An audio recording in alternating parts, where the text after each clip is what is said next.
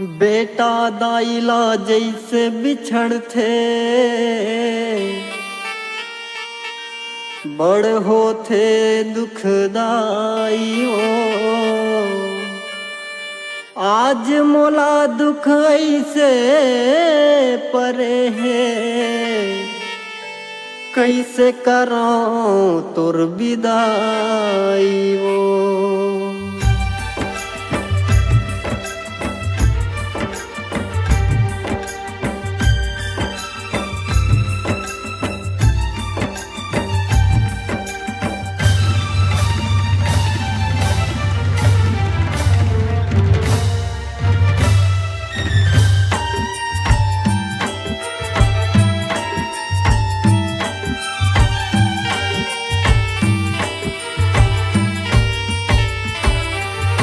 झनरो आके जाना दाई झनरो आके जाना वो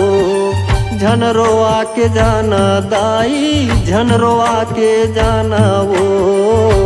नान नान तोर लइका दाई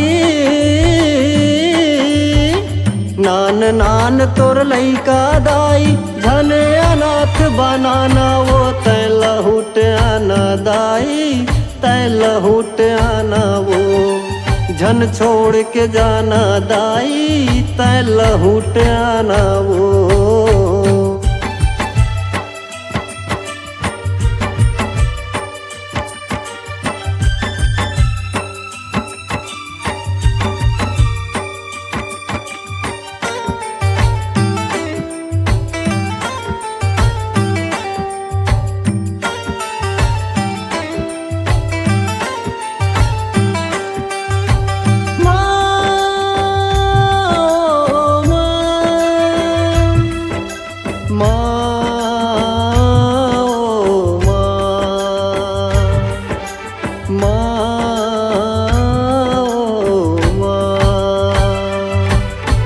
नौ दिन के नवरात्रि आथे तबो के मन ला भाथे वो दाई तबो के मन ला भाथे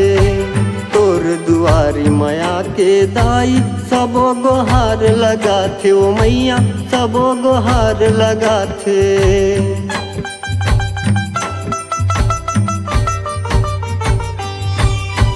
छोटे बड़े तुर जसला गावे मांदर झांझ बजा के ओ दाई मांदर झांझ बजा के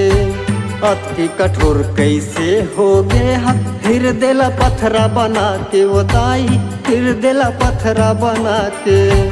राकेश मधुकर चरण पड़े है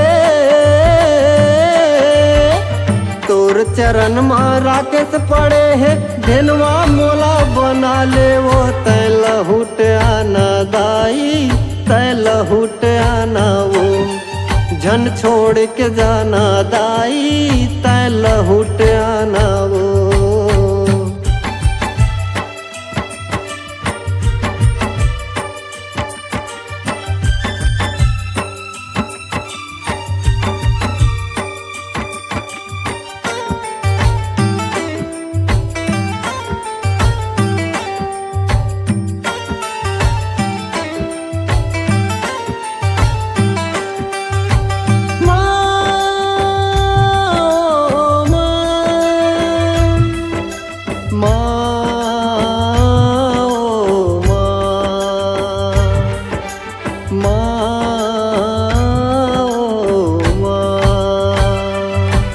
उठ के बड़े बिहनिया आरती तोर उतारे वो दाई आरती तोर उतारे जन्म जन्म सफल कर देवे रजनी चरण पखारे ओ मैया रजनी चरण पखारे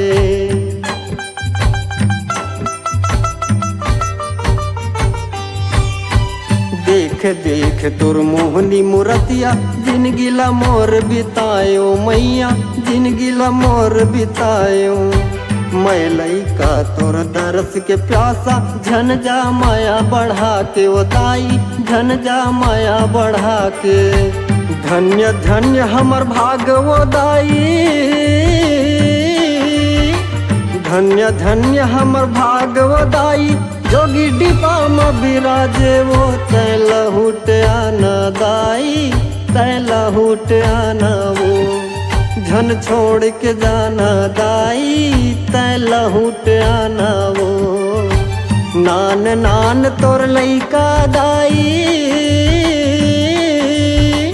नान नान तोर लइका दाई, झन अनाथ बनाना वो तै लहुट आना दाई, तै लहुट आना वो झन छोड़ के जाना दाई, तै लहुट आना वो, तै लहुट आना दाई, तै लहुट आना वो, तै लहुट